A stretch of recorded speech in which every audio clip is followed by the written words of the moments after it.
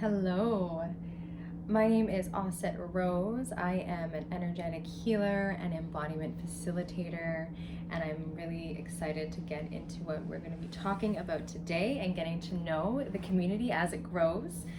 I hope that you are doing well and also that you're feeling resourced in, maybe the challenges that you may be experiencing. And I'm all about supporting people and being able to connect more into their authentic expression, into their divine blueprint, and ensuring that just more of us are able to tune into our divine blueprint so that we can ripple out layers, levels, experiences of harmony and beautiful abundance. And when I say abundance, I'm not just talking about financial abundance. I'm also talking about the abundance in our relationships, being able to heal relationships, being able to definitely heal our relationship with ourselves and the divine. And I do that through different ways, right? I do that through, as I was saying before, energy work. So I'm a Reiki practitioner. I also do guided meditations for clients. Additionally, I also provide individual as well as group facilitation that is about embodying different ways and forms in our everyday lives, and being able to tune in and tap into the blessing and the beauty of play. And I do that through improvisational story techniques, movement, exercises, and ways of actually tuning in and reflecting into the divine wisdom that lives inside of us. So on my channel, if you have not already, I like to speak about so many different topics. And today I wanted to go more deeper into divine blueprint. What is our divine blueprint?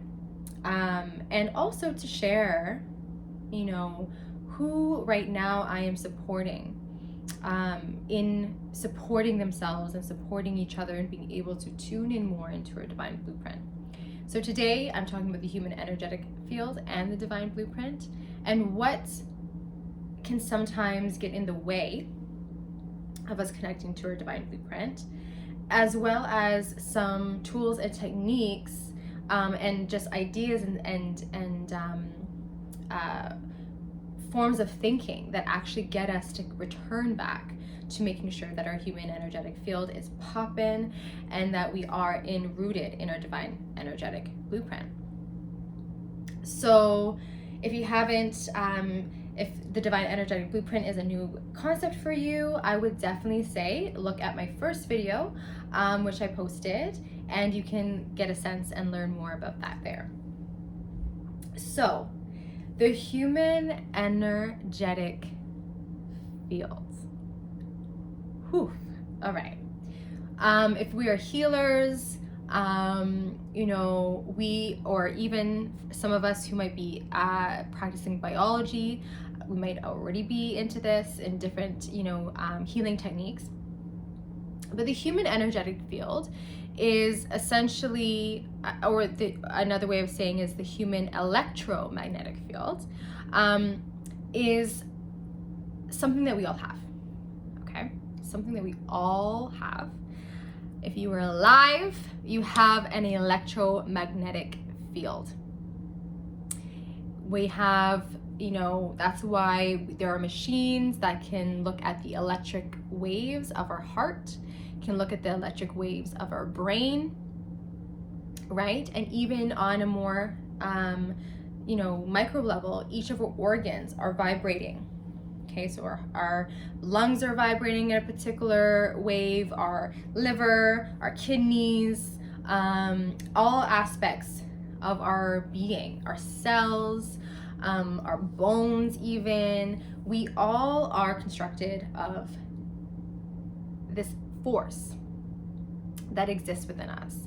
There has been a lot of research done on the human electromagnetic field, as well as the electromagnetic field that plants have, that trees have, that the sun has, that the planet has, even when we're interacting with our devices, whether they be computers, our headphones, our smartphones, they also emit an electromagnetic field, right?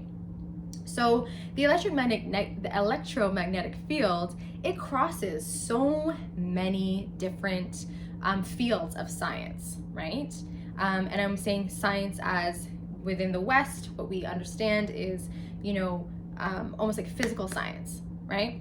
So that is physics, chemistry, biology, right? And within that, of course, there's more understandings of what the human electromagnetic field is all about, or just simply an electromagnetic field, okay? I am not a scientist, I should say that, right? But I am a healer. And I have been doing a lot of work, a lot of empirical study, a lot of and learning from other people about how does this work, right? And specifically, how does it work when it comes to our process of healing, a process of being able to overcome, real life challenges that we may experience, right? But also how that connects to our divine purpose here, right?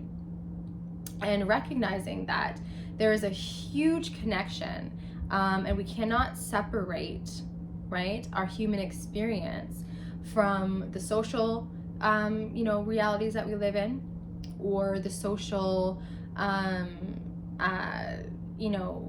determinants, right, that also may have an impact on our electromagnetic field. So essentially, if you are alive, even stones, right? Stones have electromagnetic fields. Whatever is living on this planet has an electromagnetic field, especially if it is living and has its life force. Once something is dead, the electromagnetic field wanes and it dissipates, and then it becomes something that is lifeless, right? That does not emit electromagnetic field. So that also brings into this idea and this concept that life, things that are living, right, even things that we perceive to be inanimate, are actually living life force, right? We understand this from metaphysical or ancient sciences. They would say that everything in life emits a force, right? So when we think about the electromagnetic field, we hear electro, which is almost like it's electricity, right? It's electricity. When we think about magnetism, right? It's the ability to attract, right? To attract as well as to give out, right? So if we understand ourselves as these beautiful, powerful beings that has electricity, that is formed of light as well, then we also can start to understand how does our, I'm gonna just say, our EMF, right, electromagnetic field, or the HEMF, the human electromagnetic field, how it functions, and also how does it get impacted, right? How does it get impacted by everyday experiences, the thoughts that we think, what we put into our bodies? How does that impact us, right? Right now, I'm really interested in supporting women as well as men if they feel called to work with me, as well, of course, gender non-binary folks as well, who may have been in relationships, right, that after being in those relationships or through the process of being in those relationships, they found that they lost themselves, right? Now, commonly this can happen, right, when we are in a romantic relationship, but it also happens in other types of relationships. Like sometimes happens in the relationships that we have with our families, It could be a parent, a guardian.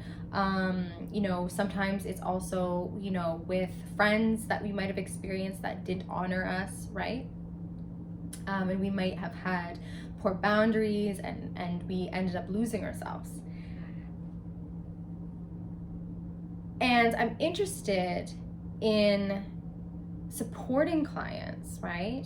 And being able to identify what are the qualities of their own electromagnetic field, right? But not only that, how they can increase their sensitivity and connection to when another human electromagnetic field, right, is actually interacting with them in a way that might be depleting. But then also how to make sure that we're just like all, zhuzhed up on our own beauty, right? So that we're not so impacted by that, right? So the term that kind of discusses and that can like talk about how this exchange might happen is the term of transference. Transference is literally the transferring of information. Emotion is information, right? Thought is information. And whether it's verbally said or just something that exists within the internal of a person, it still is a transfer of energy. I'm so excited to talk more about this because this is not just applicable to our own, one-to-one relationships with people. It's also, important in our relationship to a group of people, our community, our society, our world, and right, it's also in connection with how, society, the community, and the world impacts us, right? But just to keep it first on this like one-to-one relationship level, right? So transference, right?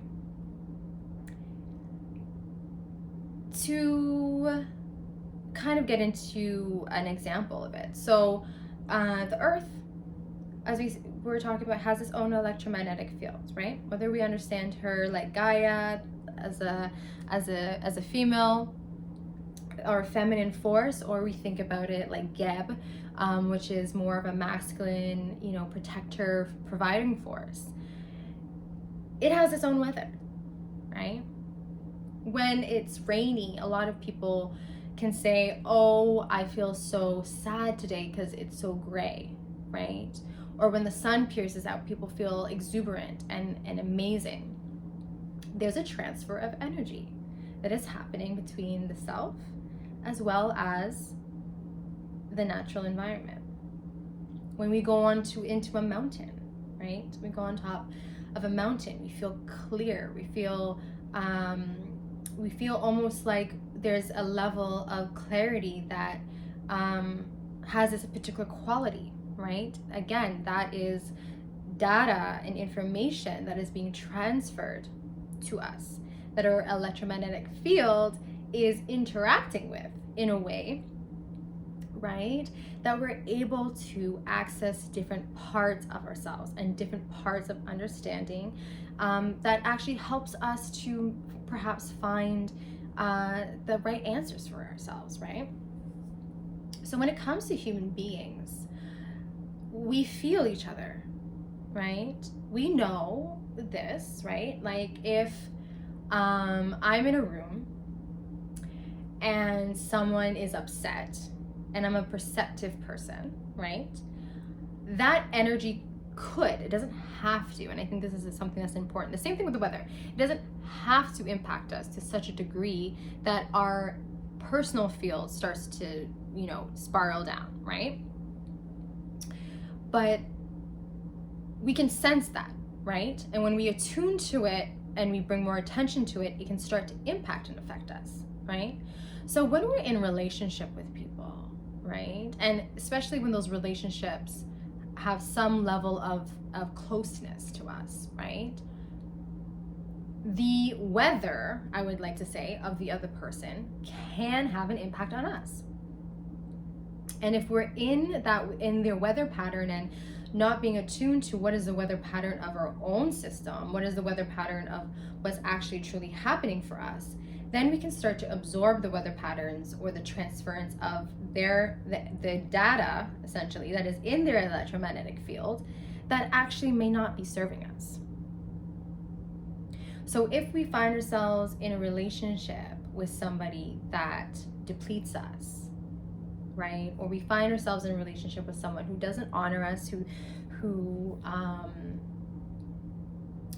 doesn't have the best tools of emotional regulation, perhaps, or maybe we are the ones who, emit a transference of energy that is quite chaotic, right? Then what can happen is it impacts the other person, and then now we have at least 2 EMF fields, right, that are not functioning according to the divine blueprint that is unique to each of them, right? The quality of what we can experience and what we can do it increases when our EMF field is like on point, right? When we're feeling good, when we're feeling joyous, when we're feeling appreciation, when we're feeling gratitude, right? But if we're coming into, or we're in a relationship, or even in a relationship with ourselves where we're feeling resentment, grief, consistent grief, chronic grief, I will say, because grief is, if we're feeling any of anger, depression in a chronic way, right? That's going past it being just, for a moment because something has happened. When it's chronic and it's something that is just long lasting, right? Then what it happens is we literally step out of our divine blueprint. Now, it does not mean, okay, that the experiences that we experience due to the grief, the anger, or whatnot, are not going to be helpful or provide wisdom for us, right? To be realigned or aligned with the divine blueprint. And sometimes, right, the divine wants us to go through particular things that are challenging so that we can build and fortify ourselves, right? But at the end of the day, the divine wants us to be in, the energy of love, the energy of joy, the energy of harmony, right? So that we can, and I'm not talking about toxic positivity, okay? Because this is the thing too, is that when we are experiencing those emotions that feel a little bit challenging, or maybe a lot challenging, right? Maybe they feel very overwhelming that we don't know what to do with them, is that there is a nugget, a golden nugget that's in there that is trying to teach us something. It's trying to teach us perhaps maybe to have better boundaries, or to love ourselves more, or to communicate more effectively, right? Or that situation is just actually just not healthy for us. It's not in alignment with who and what we were designed to be. And in a lot of my work, I create space in everything that I do. I create space where there's no judgment. I create space where whatever it is that is coming up, that it is valid, and we have to figure out what does it need and what does it want, right? And when we're in relationships where we can't really fully express ourselves, mind you, in a responsible way, then we can feel suppressed. And when we feel suppressed, that further separates us from a divine blueprint. Because the divine blueprint is fully expressed. The divine blueprint trusts that what it has to say is necessary to say in a moment. It trusts that it's going to support not only themselves, but also the other person in that moment, right? The divine blueprint is very much interested in being able to imbue richness into our experience, right? It doesn't want us to feel depleted. It doesn't want us to feel like we're not good enough or we're not enough, right? That's not what the divine wants for us, right? So if we find ourselves in these relationships that at the end of it, we start to question our level of enoughness, or we begin to question and second guess what we say, and we're walking on eggshells, we are stepping further away from our divine blueprint, our intuition, our ability to trust ourselves, and we actually become a little bit of a shell of ourselves. And I know this from personal experience. I've been through that, right? I've been through that. And those experiences set me on a path of really getting clear with myself and getting clear with the divine, right? And getting clear about what is it? What is the root cause of why I was, not sticking up for myself, that I was falling into patterns of deep people pleasing to the point where I forgot what I liked. I would suppress my desires. I would feel like I wasn't good enough, right? And it's like, what is that? Like, that's insane. But when we're going through it, it feels so real. And so if you are someone who is going through that, right? Who's going through that process of feeling maybe perhaps a huge level of guilt and feeling responsible for the ending of a relationship, or you're feeling that, you don't even remember who you were before, this relationship or this circumstance, right? But you know that deep inside of you, there's something that is like wanting to bust out. There's something that wants to emerge. There's a part of you. You feel like you are that butterfly or that caterpillar that is in the cocoon, and it feels gooey and it feels like you're like, oh my gosh, like, how am I going to get through this, right? And the thing is, you are going to get through this, right? No one taught us in school that we as human beings are very much like the natural processes of the earth. That we're very much, modeled after what we see in the changing of the seasons, or the process of multiple different animals shedding their skin, shedding their exoskeleton, being able to emerge into something even more brilliant and bigger than they were before. Why just because we're human, we ain't gonna do that? It makes no sense, right? Especially if we, for those of us who ascribe to this idea that humans are the most intelligent beings on this planet, which is questionable, that we wouldn't go through similar processes. Like, make it make sense. Make it make sense. So what we are going through is very natural. And we might feel like, we can't transform, or we feel like, there could be a sense of like, there's an aspect of you that is literally dying, right? You're aware that you got this old self that is hanging on for dear life, and you at the same time feel like there's this whole other person who is trying to emerge but is being pulled back, right? These are all natural processes, okay? They're natural. And that's why it's really important for us, when we find whoever it is, it could be me, it could be somebody else, right, that you feel, whoever it is that your spirit literally feels called to work with, that person, right, it's not doing the healing for you, not at all, but is creating the supportive mechanisms, whether they be energetic, whether they be mental, whether they be physical, whether it be emotional, to support your whole field, your whole being, right, to make the changes and integrate and shift what needs to be shifted, right? So that you can then completely come into your divine blueprint. right? That is a most beautiful thing, right? And if you are in the thick of this, I want you to know that you got this. You absolutely got this. And for those who have gone onto the other side, such as myself as well, when we might have had a period where we wanted to unalive ourselves, that feeling, there's something to be said that it's not you, right? It's not you, the soul, that wants that. It's an aspect.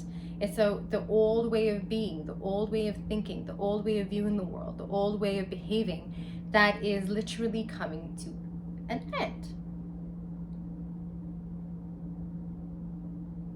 And if we experience particular patterns that keep us, in the same position, right?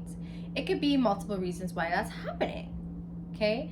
One reason could be because we're still interacting in the same ways with the same people that is not in our benefit. It could be because we're punishing ourselves, right? Because we have adopted this idea that we deserve to be punished, which probably then connects to this absurd idea that God is punishing us and that God wants to punish us. If you have not done anything completely egregious, okay, you are be gentle on yourself, please. Please be gentle on yourself. Because there's nobody in this life that won't make mistakes. And chances are the mistakes that you have made are correctable, are forgivable. And that's why the forgiveness work is so important. Because when we hold on, and this is going back to the EMF field, when we hold on to anger, when we hold on to fear, when we hold on to sadness, when we hold all these things, the feeling of isolation, think about it as if it actually creates these storm clouds in your field, right? Like it actually produces this energetic gunk, all right, or cloudiness. If another way that you want to think about it is you have a cup of water, right? And it's murky because there's a bunch of dirt in the water. That's what the energy of anger, resentment, and fear and all of that, that's what it creates. And when you're in that vibration, which again, there's no judgment, but when we're in that vibration, what ends up happening is it then begins to spill over, right? It begins to impact every aspect of our lives. There's an Adinkra symbol, and Adinkra symbols are, they're associated and come from the Akan people of modern day Ghana. Let's see. And the chief symbol, the main Adinkra symbol, which I believe is called Adinkra Kani, is the image of a circle within a circle within a circle within a circle. And it's seen as the symbol of leadership, right? We all are leaders in our own lives, okay?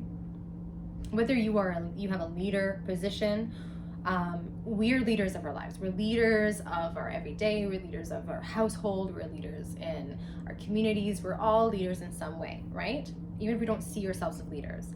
At every point in turn, we have a chance to either impact each other with empowerment or impact each other with disempowerment, right? With love or with fear. So if we look at this symbol, right, the most inner circle, it's really interesting because this is actually can also show what almost like the electromagnetic field, right? These different spheres of our body, mind, soul, spirit, yeah? we can interpret this in multiple ways. I think that, the most ancient wise ideas, they're paradoxical. they can be seen from different ways, right? And they're multifunctional. So that middle circle in the middle, we can also see it as, for example, you, the individual. And the one outside of that could be the people that you're most intertwined with, right? That you're most in relationship with, whether that be your family, your partner, right? And then the next circle is your relationship with your community, right? And the most outer circle being that of the relationship with your country, with your world, whatever, right?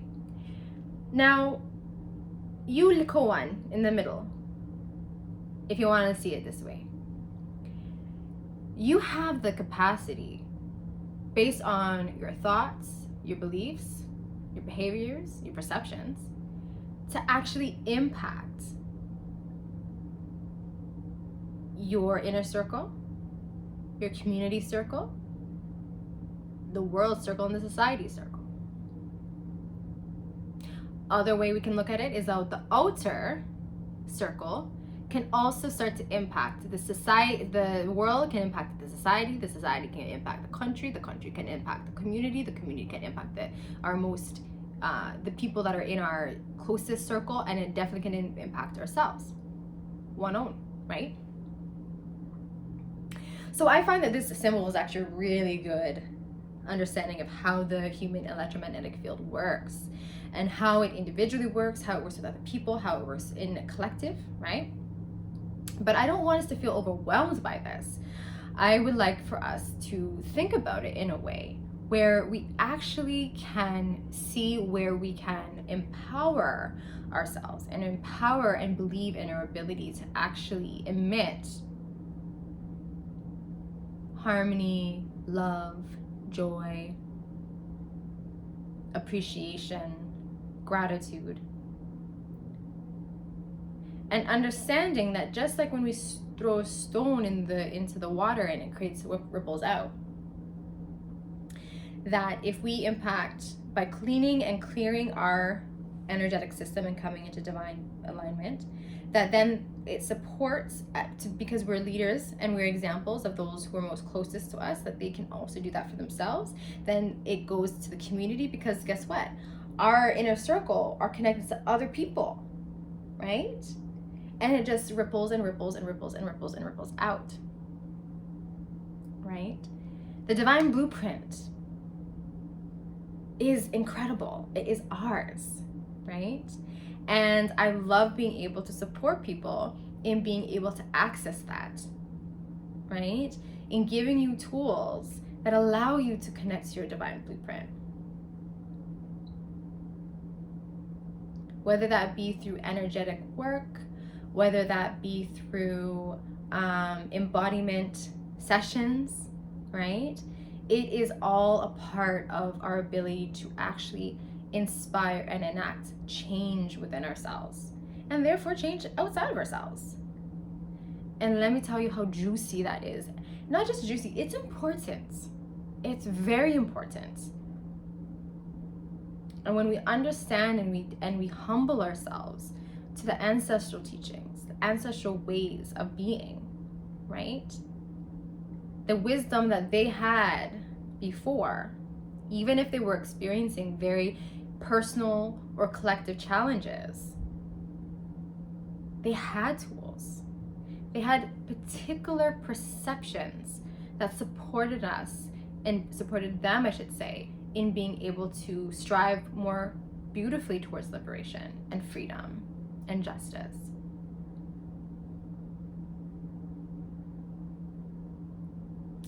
So if you're feeling interested in learning more about how we can work together, right, check out the links down below, right?